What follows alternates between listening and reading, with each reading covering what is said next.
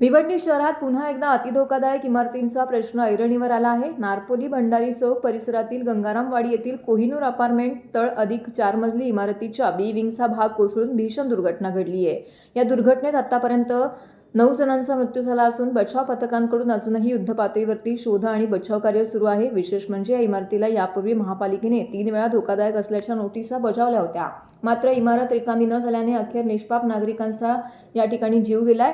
भिवंडीतील नारपोली परिसरातील गंगारामवाडी येथील असलेल्या कोहिनूर अपार्टमेंटच्या बी विंगचा भाग रात्री अचानक कोसळला। रात्री 8च्या सुमारास इमारत एका बाजूने झुकल्याचं लक्षात आल्यानंतर काही रहिवाशांना बाहेर काढण्यात आले, मात्र तळमजल्यावर दुरुस्तीचे काम सुरू असल्याने काही जण इमारतीतच थांबल्याने इमारत कोसळताच ते कामगार ढिगाऱ्याखाली अडकले।